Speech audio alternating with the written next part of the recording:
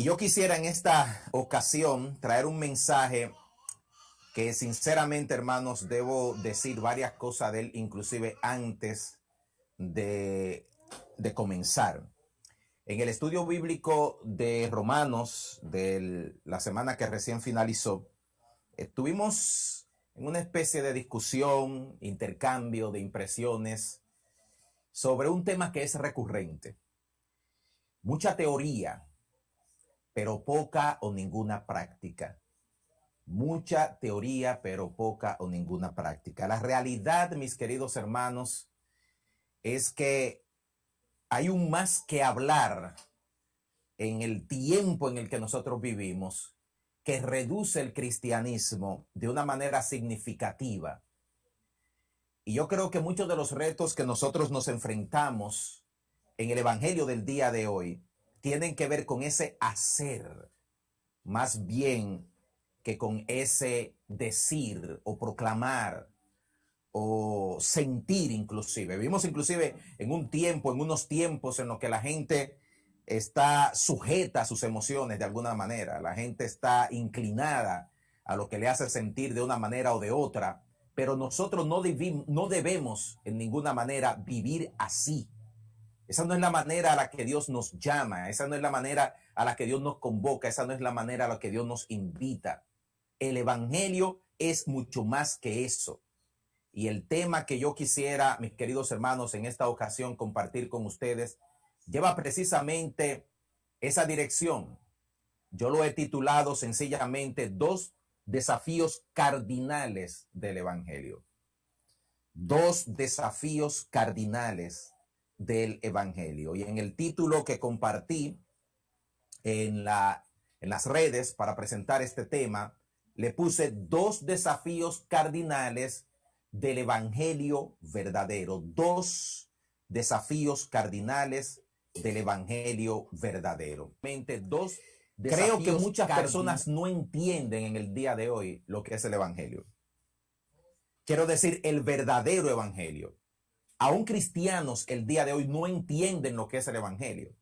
Y creo que esa falta de entendimiento es una de las razones por la que, en primer lugar, algunas personas cristianas les cuesta hacer de la predicación del evangelio su prioridad en la vida. Y en segundo lugar, el cristianismo que vivimos hoy no ha revolucionado nuestras vidas como debería hacerlo y tampoco ha revolucionado la de otros. Estoy repitiendo aquí una de las palabras favoritas de Ricardo. No hemos entendido. Tengo que decir que voy a cuestionarme a mí mismo en cuanto a cosas que he dicho, mis amados hermanos. Voy a plantear verdades que a mí me han desafiado y posiblemente voy a ser directo en extremo. Así que atención con lo que voy a plantear el día de hoy, porque esto tiene el propósito de desarticular, si la gracia de Dios así me lo permite, mentiras y engaños que podrían costarle a algunas personas que me escuchan hasta la eternidad. Seguramente se lo digo, hermano. Hasta la eternidad. Mentiras y engaños que hemos creído que aún a nosotros que decimos que somos cristianos nos podría costar la eternidad. Les invito a que vayamos a Dios en oración. Padre, en el nombre de Jesús, guíanos por tu palabra, bendícenos, ayúdanos, Señor. Yo no soy nada ni nadie suficiente para predicar tu divino mensaje. Señor, hay tantas necesidades en mi vida, pero en esta hora vengo no dependiendo de mí, sino dependiendo de ti, pidiendo tu auxilio, Señor, para que tu palabra encuentre cabida en los corazones de cada uno de mis hermanos y hermanas, para que encuentre cabida en los corazones de tantas personas que nos están escuchando y van a escuchar este video, van a ver esta presentación. Señor, háblanos del cielo, que no sea de parte de mí, sino de parte de ti, que se escucha y se reciba tu palabra. En el nombre poderoso de Cristo Jesús. Amén y amén. ¿Qué es el evangelio, mis amados hermanos? El evangelio de nuestro Señor Jesucristo son las buenas de Dios para la salvación de la humanidad, para la salvación de todos y cada uno de nosotros. Pero más que eso, la palabra del Señor nos habla del evangelio en el sentido de que el evangelio es poder de Dios para salvación. Son las palabras que se encuentran en el libro de Romanos capítulo 1 y el versículo número 16, porque no me avergüenzo del evangelio, porque es poder de Dios para salvación a todo aquel que cree, al judío primeramente y también al griego. Estas palabras que el apóstol Pablo escribe en el libro de Romanos capítulo número 1 y el versículo 16, hermano, no son fortuitas, son una definición, son una declaración de poder de lo que es el verdadero evangelio en el cual todos y cada uno de nosotros tenemos que creer, en el que todos y cada uno de nosotros tenemos que afirmar y afincar nuestra fe. Cuando hablamos de verdadero evangelio, entiendo que usted sobreentiende que hay un evangelio falso. Hay un evangelio que no representa desafíos, un evangelio que entiendo viene dentro de la falsedad y el engaño, que son las marcas que distinguen estos últimos tiempos que estamos viviendo. Repito, engaño y falsedad.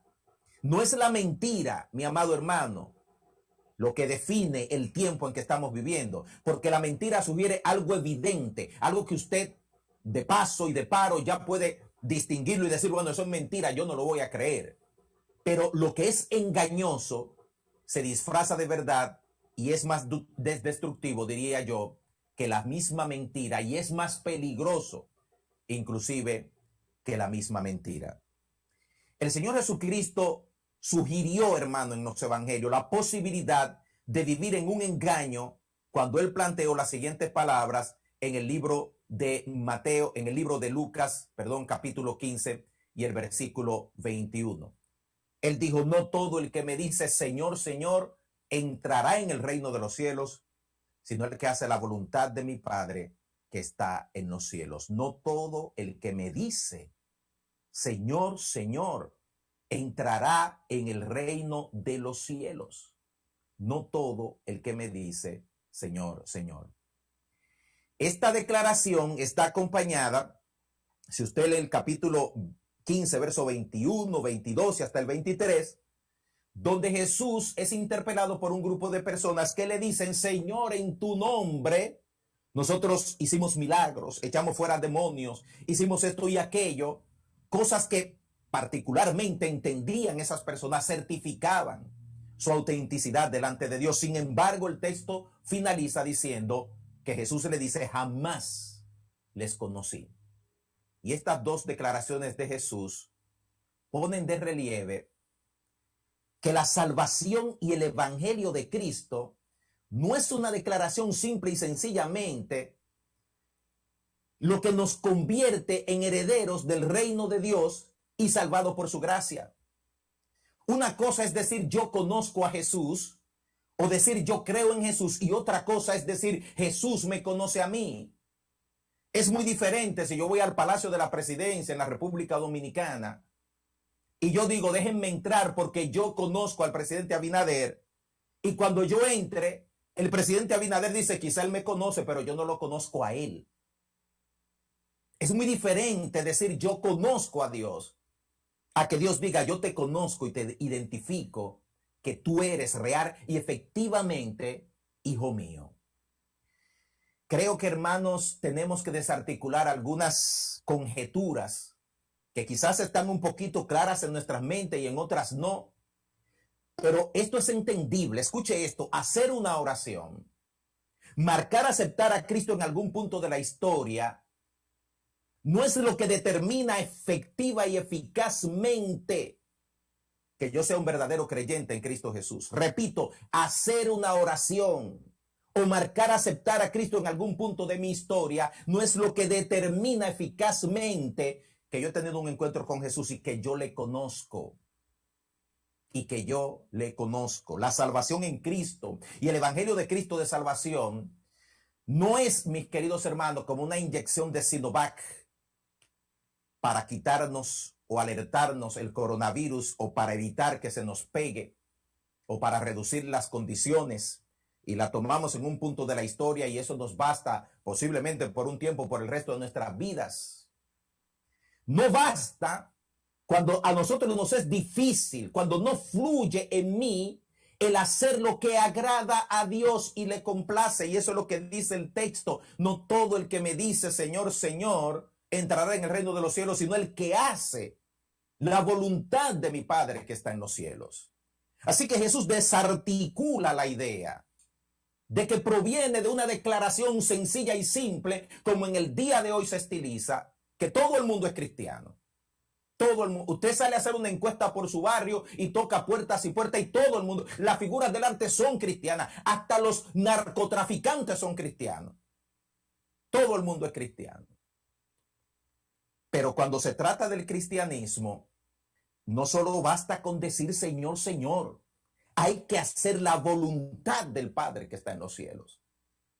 Y en ese sentido, es muy diferente decir Señor, Señor y vivir una vida mundana, una vida pegada al mundo, amando las cosas del mundo, y nos cuesta y nos da trabajo las cosas de Dios. Nos cuesta y nos da trabajo meternos en Dios. Nos cuesta y nos da trabajo la oración. Es un sacrificio la santidad. Nuestra vestimenta no se compadece con lo que es ser verdaderamente hijo de Dios, cristiano, hijo del reino. Y usted me va a decir, bueno, pero pastor, la vestimenta no quiere decir nada de lo que hay en mi corazón. Sí, la vestimenta no quiere decir nada. Pero lo que hay en el corazón que lleva a la vestimenta sí es un problema. Porque cuando las intenciones de mi corazón están acompañadas por sentimientos que no provienen de Dios, entonces mi vestimenta lo va a reflejar. No es la vestimenta el problema. Es mi corazón que define mi vestimenta. Es mi corazón que define mi vocabulario, mi forma de hablar. Es mi corazón que no me deja controlar la ira y el rencor. Es mi corazón que encuentra difícil y apesadumbrado a verse meterse hasta en la lectura de la palabra de Dios, en la oración. El hablar de Cristo a otras personas me lo encuentro difícil. Y la pregunta de Cristo es, ¿basta con decir Señor, Señor y no hacer la voluntad del Padre que está en los cielos? Tenemos una herencia, hermano, que nos ha sido dada por el catolicismo.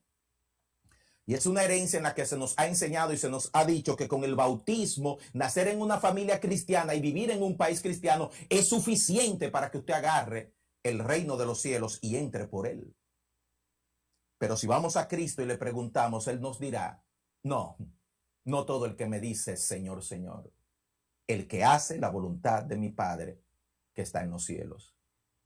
De ahí se desprende que no son ciertas etiquetas u obras etiquetadas como de parte de Dios lo que nos convierte en auténticos hijos de Dios. Mire, hermano, hoy en día todo el mundo levanta las manos.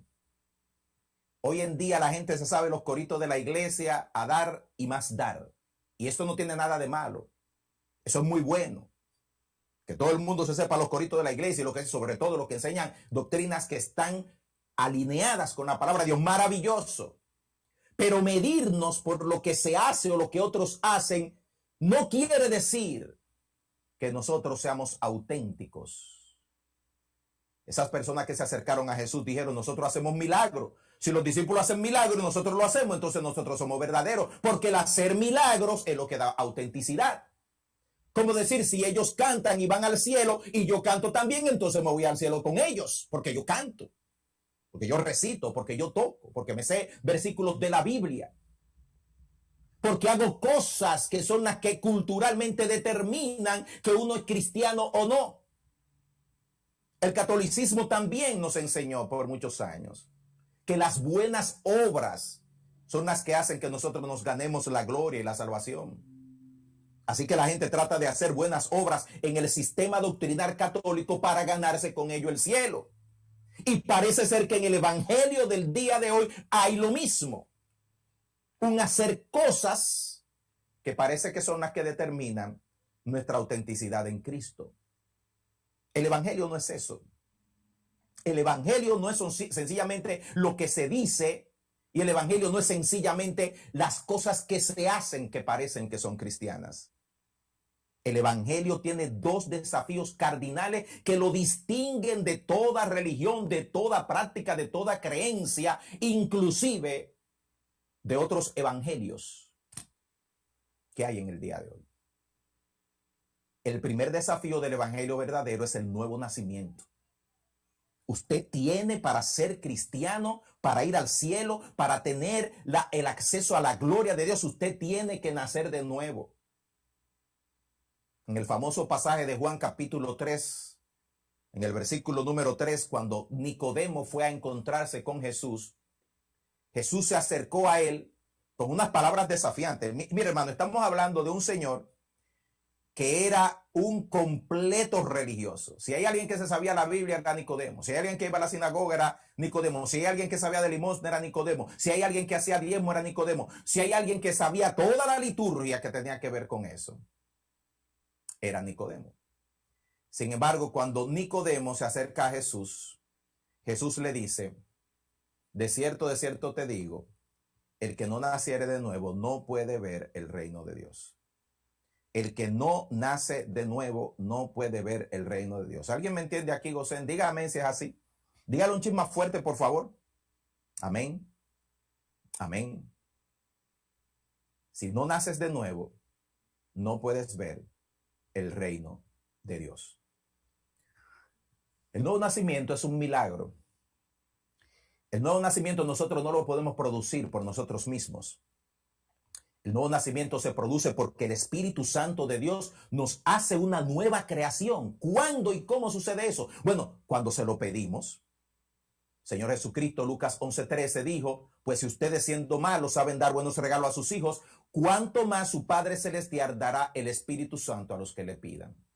Cuando una persona contrita en su corazón, cuando una persona arrepentida va delante de la presencia de Dios y pide a Dios salvación y vida eterna e invita a Jesucristo, que es el Espíritu Santo, a que venga a su vida, la respuesta de Dios es: toma el Espíritu Santo.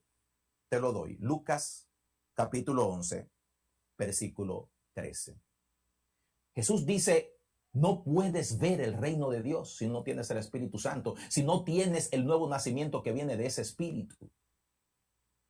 Eso puede significar varias cosas. Puede significar que una persona no vaya a ver nunca el reino de Dios porque nunca sea salvo.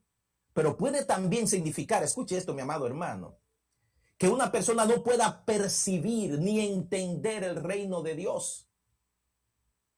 Jesucristo comenzó su ministerio en Mateo capítulo 4, verso 17, diciendo: arrepentíos porque el reino de los cielos se ha acercado. En otras palabras, el reino de los cielos, el reino de Dios ya está entre ustedes. Y continúa diciendo Mateo en su relato evangelístico, capítulo 4, verso 23 de Mateo: y recorrió Jesús toda Galilea, enseñando en las sinagogas de ellos y predicando el evangelio del reino. El evangelio del reino. ¿Qué es un reino, mis queridos hermanos? Un reino no es un sector territorial como un país con fronteras y eso. Un reino es el concepto de cualquier lugar donde un rey tiene autoridad, dominio y potestad.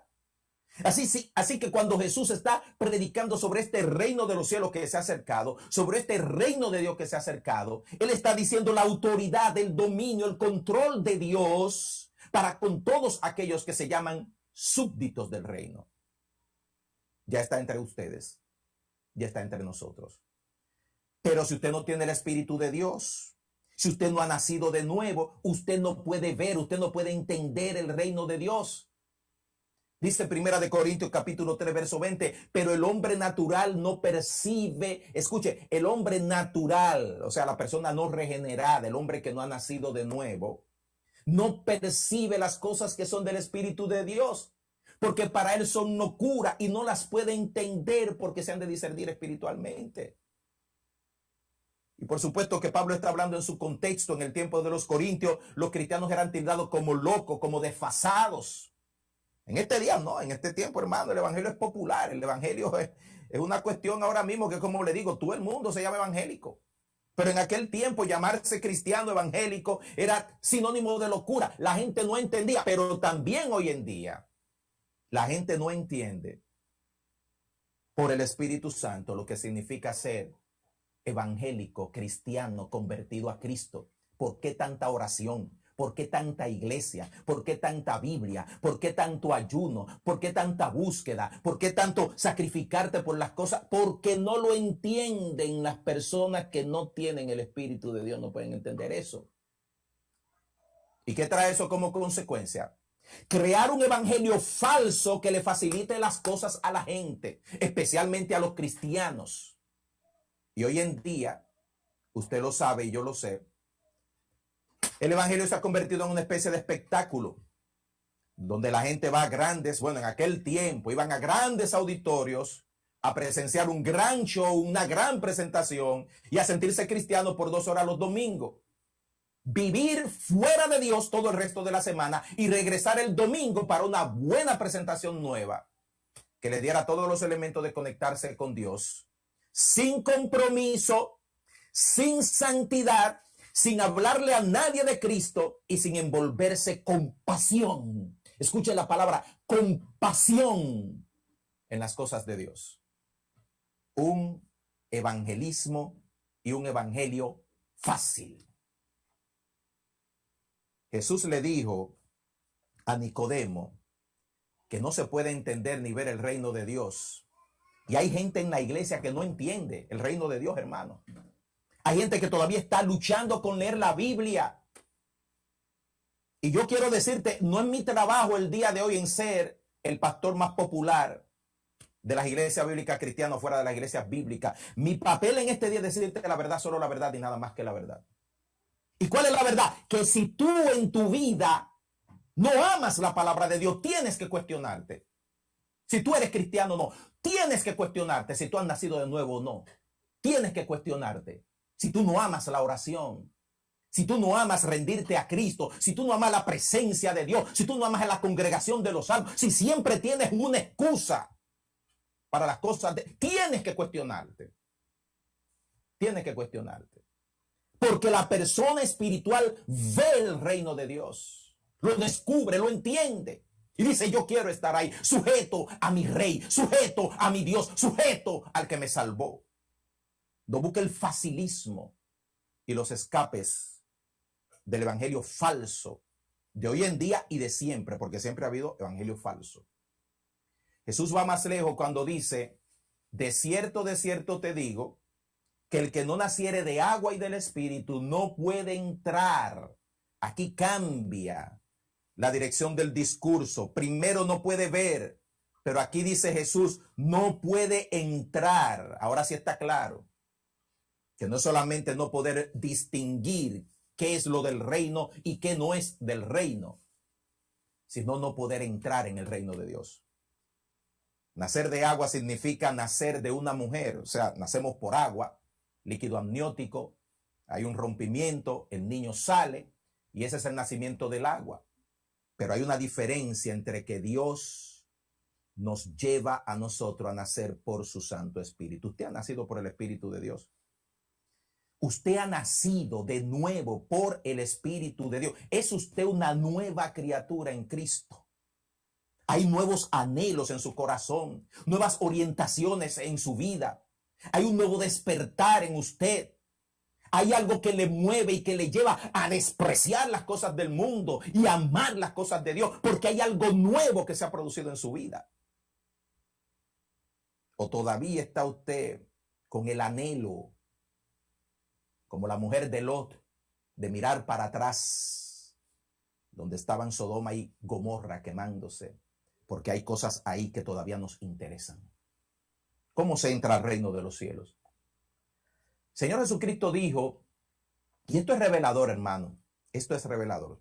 Si usted tiene su Biblia, su tablet, su celular, o lo que tenga por ahí, búsquelo.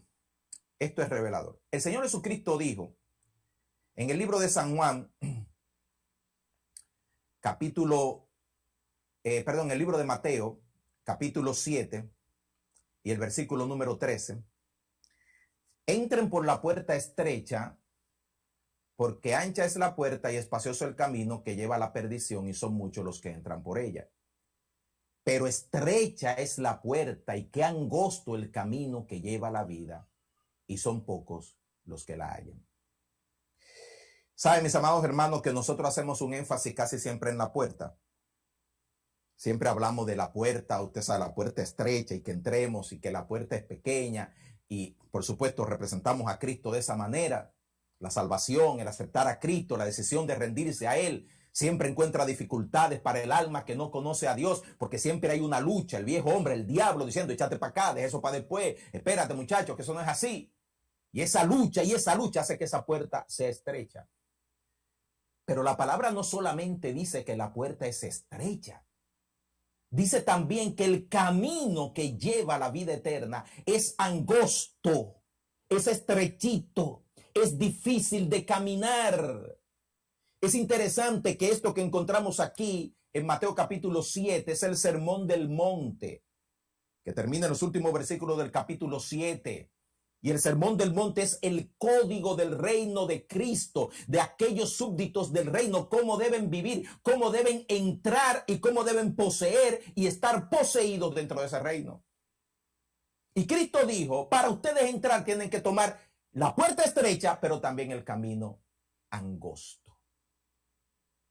Hay una película que se llama El progreso del peregrino, no sé cuánto la han visto, levanten su mano, ¿cuánto han visto la película El progreso del peregrino? Es nueva, la nueva de ahora. ¿Cuántos han leído el libro El progreso del peregrino? O por lo menos han escuchado de él. Bueno, algunos lo han leído, algunos lo han visto. En El progreso del peregrino, a Cristiano que está en camino a la ciudad celestial se le ofrecen dos opciones. Un camino lleno de rosas y maravilloso, fácil de caminar, por el cual él podía andar y librarse de muchos problemas con la carga pesada que llevaba en su espalda. Pero había otro camino que era angosto, difícil, empinado y lleno de pedregales. Y el divino consejo para Cristiano fue: toma el camino angosto. Ese es el camino que lleva a la vida eterna. El camino que lleva a la salvación completa es un camino angosto. Es un camino difícil. El que quiera venir en pos de Cristo tiene primero que negarse a sí mismo, tomar su cruz cada día y seguirle. Y eso para muchas personas es una dificultad. Eso es una cuestión que se presenta como algo, mire, cristianos llorando, que se les salen las lágrimas porque van. Mi hermano, si usted es de Cristo, si usted ha nacido de nuevo, ese camino angosto usted lo abraza y usted dice: yo quiero caminar por el camino por el que caminó mi Señor. Yo quiero caminar la senda que él anduvo. Yo quiero vivir como él vivió. Yo quiero probar lo que él probó. Y si es necesario, yo quiero morir como él murió. No es una carga, no es una dificultad, no es un remeneo a mi vida. Es un gozo vivir para Cristo. Es un gozo llevar su yugo. Es un gozo llevar su carga. Es un gozo tomar mi cruz, no la de él, mi propia cruz, y seguirle. Es un gozo seguir a Cristo, como dice la canción. El resultado del nuevo nacimiento, dice la palabra del Señor, es que Dios nos hace a nosotros nuevas criaturas.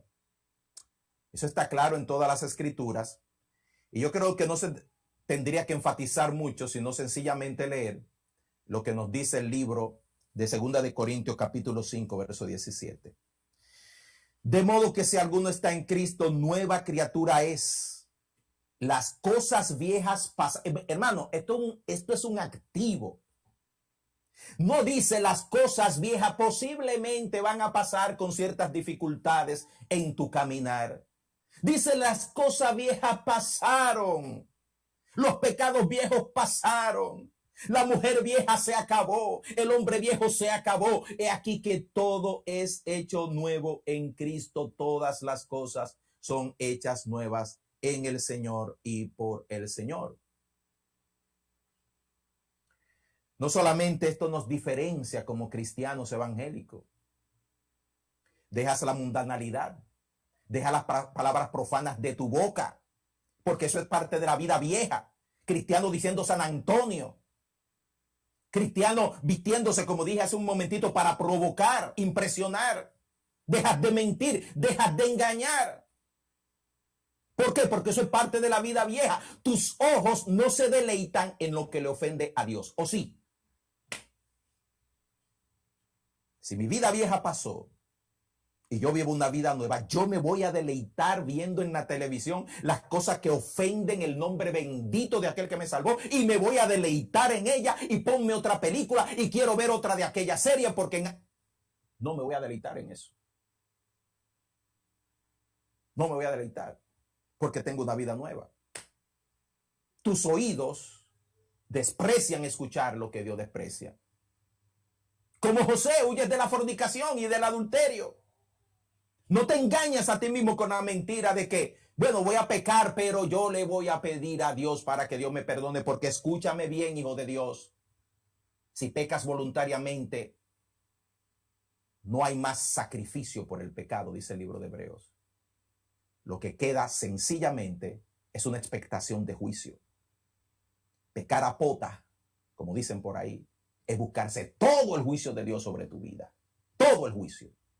Pero el que nace de nuevo no vive bajo juicio, sino bajo bendición.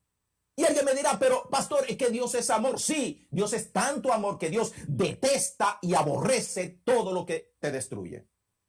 Y la pregunta es, ¿no lo deberías aborrecer tú también? ¿No lo deberías aborrecer tú también? Si hay cosas que Dios aborrece, ¿no deberías tú ponerla también en tu lista? Si hay cosas que a Dios no le agradan, ¿no la deberías tú poner en tu lista?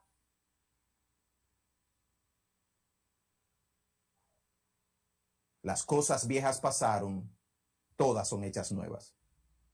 Si eres esposa, dejas de desafiar e irrespetar a tu marido. Dejas de regañarlo, te sujetas a él. Si eres esposo, amas a tu esposa. No la maltratas, no la humillas. Si eres hijo, quieres obedecer a tus padres, hacer que se sientan orgullosos de ti. Hablas de tu nueva vida en Cristo con aquellos que están a tu alrededor. El texto de Romanos 1:16 nos dice, porque no me avergüenzo del evangelio algunas veces, o porque tengo la intención de que Dios me ayude a que no me avergüence de este evangelio.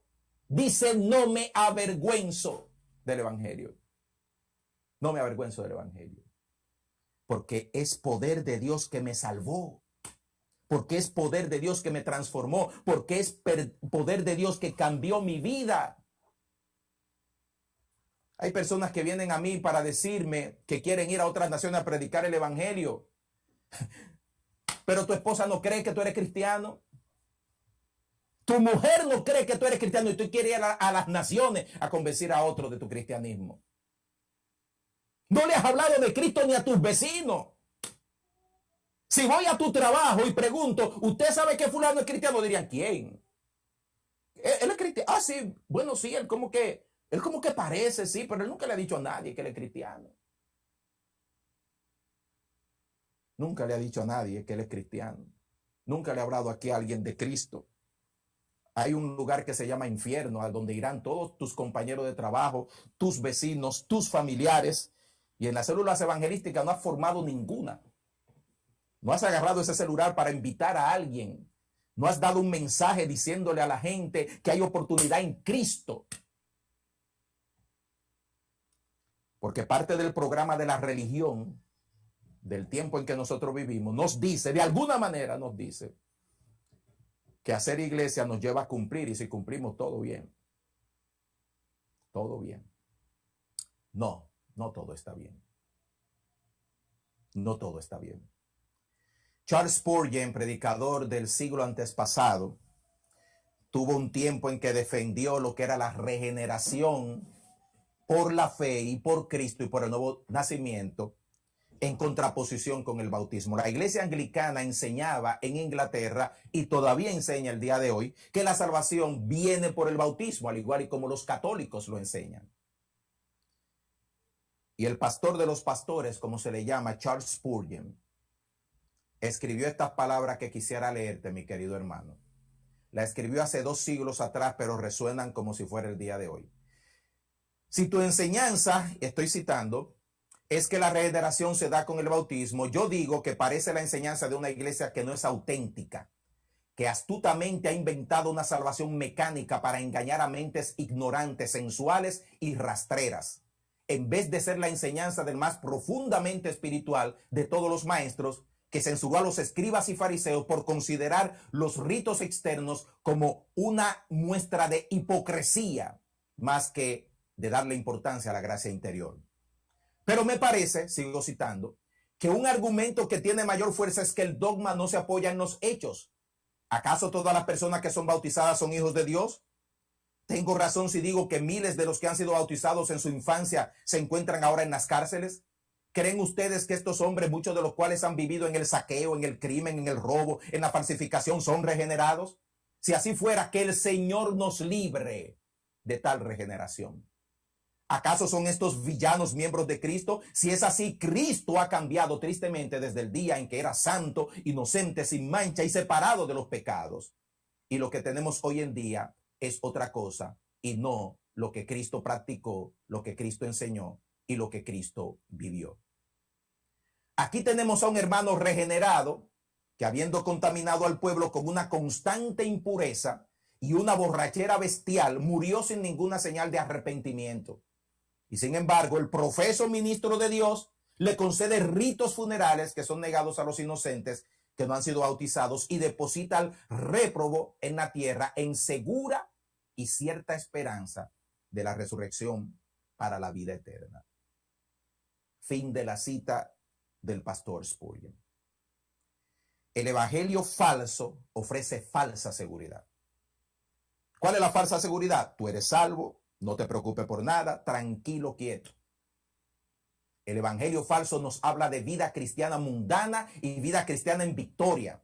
Hay cristianos mundanos, hay cristianos carnales y hay cristianos consagrados y cristianos espirituales.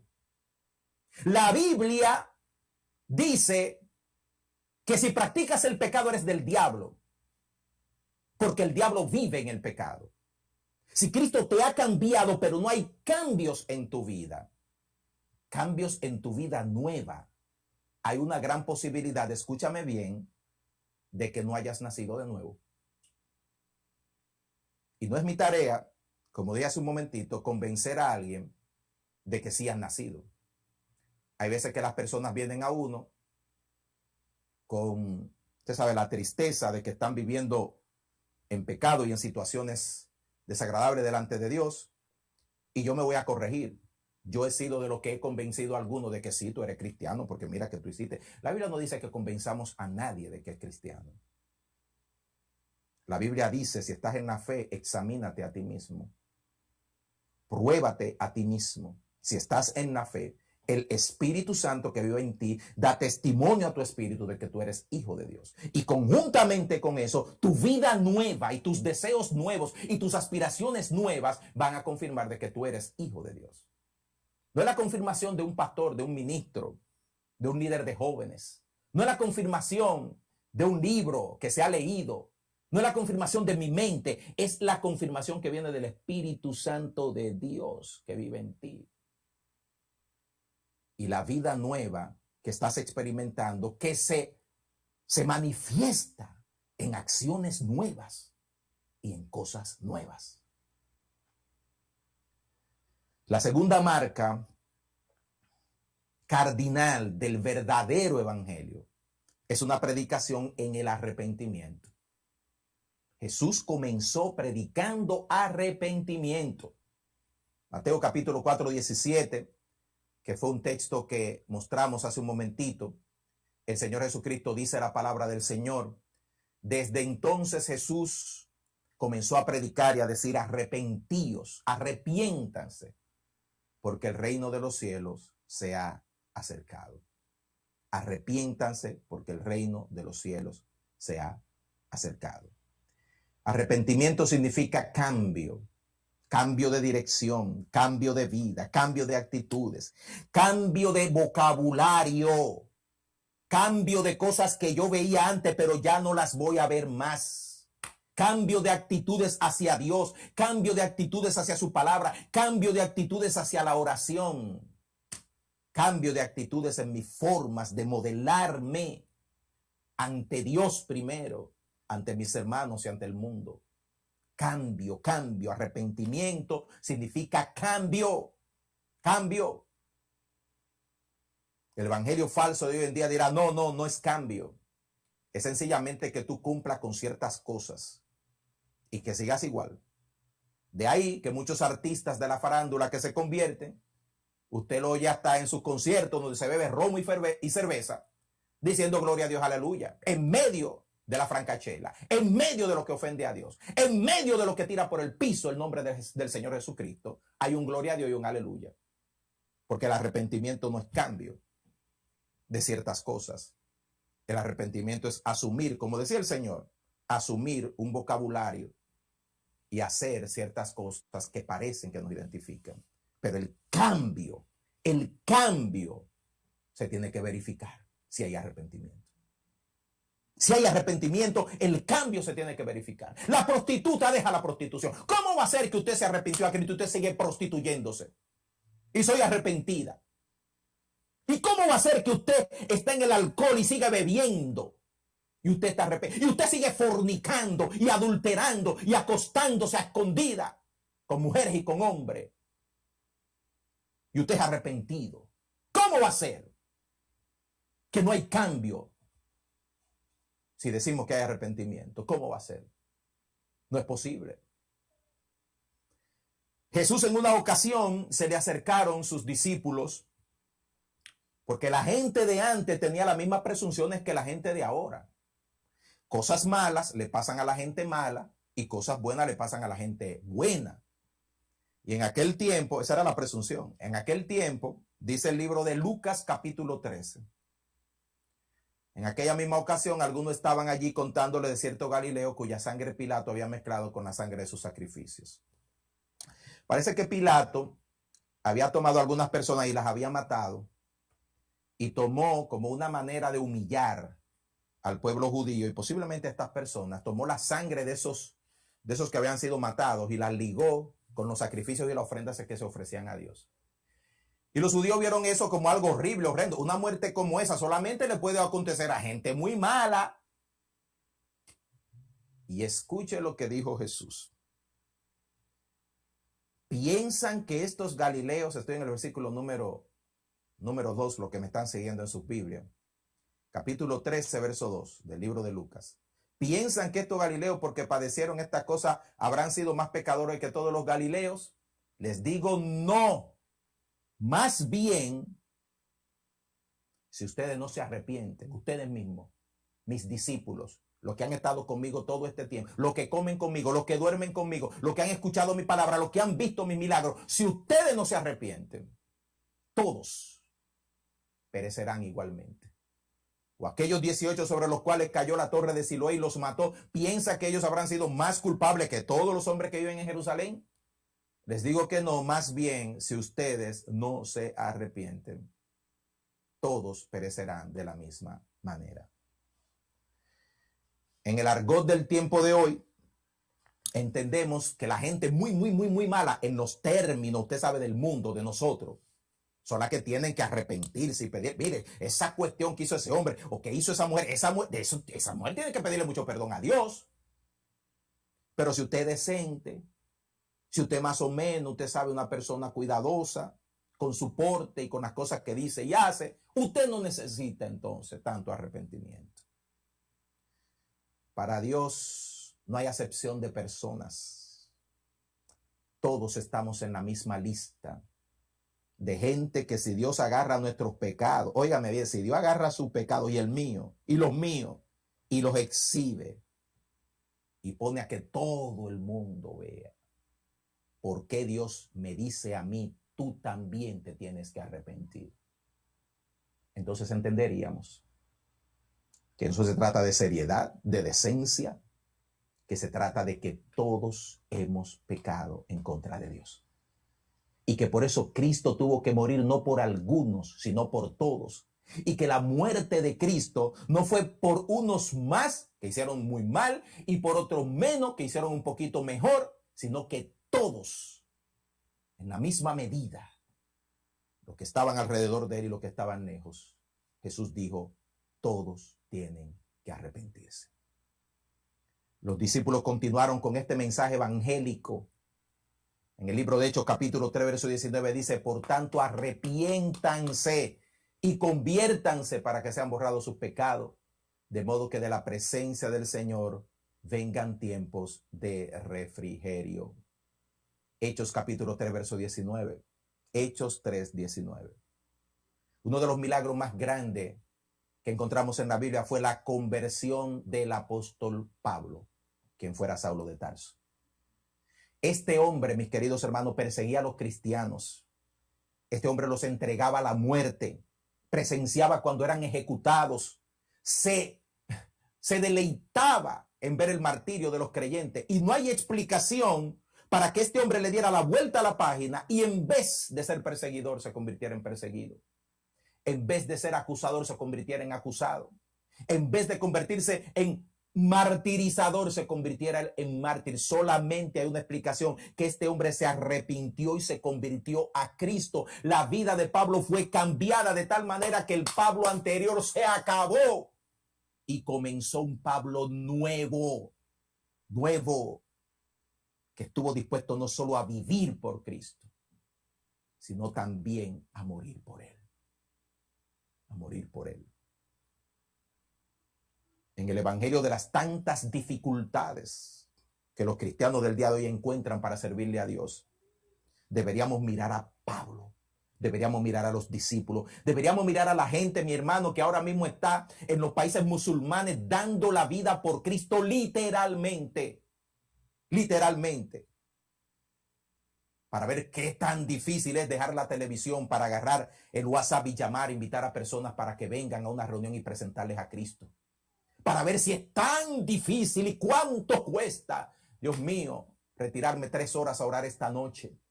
Mientras nuestros hermanos perseguidos no pasan 3 horas, sino días enteros en vela por el peligro de que van a ser matados, por el peligro de que están siendo perseguidos, y lo hacen con gozo, con gozo. Mientras nosotros le llamamos tribulación y prueba, hermanos, a que tenemos que asumir el desafío de meternos en las redes y aprender Zoom, aprender YouTube y aprender cosas para venir a esta reunión a la iglesia. Hay gente que realmente está viviendo en desafíos y pruebas que le están costando la vida. Pero el que ama a Dios, óigame bien, el que ama a Dios paga el precio que sea por mostrarle a su Señor lo mucho que le ama. No es una carga, no es un dolor, no es un quebranto. Es un deseo que sale del corazón. Porque yo estaba en la muerte, yo estaba en camino a la perdición, en ese camino ancho y en esa puerta grande que conducía a la perdición eterna. Y ahora Cristo me salvó y me cambió. Y en ese desafío la pregunta es: óigame, caramba, si todavía, llamándome arrepentido, la dificultad de vivir para Dios se asemeja a la dificultad que yo tenía antes de conocer a Cristo y acercarme a Él, revísese. Revísese. Revísese. El libro de los Hechos, capítulo 17, verso 30, finalizo diciendo esta palabra. Dice la palabra de Dios, Hechos 17, 31. Por eso, aunque antes Dios pasó por alto tiempo de la ignorancia, en este tiempo manda a todos los hombres en todo lugar que se arrepientan. Que se arrepientan. Amados hermanos, yo los amo. Amo esta iglesia, amo Gosén. Amo a tantas personas que sé que están en las redes y que están recibiendo este mensaje. Y es el amor de Dios el que nos mueve a nosotros a decirles y a decir al mundo lo que es el verdadero evangelio de Cristo Jesús. En tiempo cuando quizá esta presentación no sea nada de popular, estoy seguro que este mensaje no será el más visto de todos los que hay en el canal de Gosén. No será el mejor recibido, no será el más aplaudido, pero no estoy aquí para aplausos ni para recepciones. Estoy aquí por una carga en mi corazón y una carga en el corazón de Dios de que este evangelio se haga una realidad en nuestra vida y que dejemos ya, que nos cansemos ya de vivir al menos de lo que es el llamado que Dios nos ha hecho. Y que revisemos nuestra vida en lo más profundo de nuestro ser. Que nuestras convicciones sean las que determinen en primer lugar nuestras actitudes y nuestras inclinaciones y nuestros deseos. Eso es lo más importante. Lo de adentro del corazón. Y en segundo lugar, que eso modele nuestra manera de vivir. Y que el evangelio de Cristo sea predicado, enseñado, vivido, como lo hicieron nuestros hermanos en el primer. Cuánto gozo, cuánta alegría, cuánto deseo de vivir para Dios. Problemas en la iglesia, muchísimo. Enfrentamientos de todo tipo. Personas y hermanos falsos, también. Pero la iglesia aceptó el desafío de vivir en la dimensión de un evangelio verdadero. Y nosotros en Gosén, hermanos, no vamos a negociar otra cosa que no sea el verdadero evangelio de Cristo Jesús, que tiene dos desafíos cardinales. Tienes que nacer de nuevo y tienes que vivir una vida en arrepentimiento. El arrepentimiento es algo continuo, porque mientras vivamos en esta carne, tenemos que crecer, tenemos que quitar, tenemos que despojarnos, tenemos que renunciar y vivir renunciando, pero lo hacemos con gozo, no como una carga y un dolor. Ay, voy a dejar este pecado, ¿y qué va a pasar entonces? Después de mañana, cuando suelte esta adicción que tengo y esta inclinación en la cual estoy envuelto. No, con gozo, porque mi nueva vida en Cristo me empuja. Hay algo en mí que no me deja. Y si estoy viviendo en una temporada gris en mi vida, en un momento apartado de Dios, donde la dulzura, la frescura, el gozo, el primer amor se me ha ido, vuélvete, mi querido hermano. Vuélvete. Vuélvete al Dios que te salvó, al Cristo que te perdonó. Y entra en la dimensión del evangelio que cuesta, del evangelio que paga el precio, del evangelio que le presenta a Dios una ofrenda en sacrificio vivo. Y decimos: Señor, aquí está mi ofrenda. ¿Y cuál es tu ofrenda, hijo mío? Mi orgullo te lo traje, Señor. ¿Y cuál es tu ofrenda? Mis pasiones desordenadas, Señor. ¿Y cuál es tu ofrenda? Mi negligencia, mi vagancia en cuanto a las cosas tuyas, Padre Santo. ¿Y cuál es tu ofrenda? Esta boca que se ha cerrado a hablar tu palabra y a predicar. Aquí está, Señor, la ofrezco con alegría, con gozo delante de ti, porque yo soy nueva criatura en Cristo, porque tú me has perdonado todos mis pecados. Yo me he arrepentido y vivo en vida nueva. Vivo en vida nueva. Vivo en vida nueva.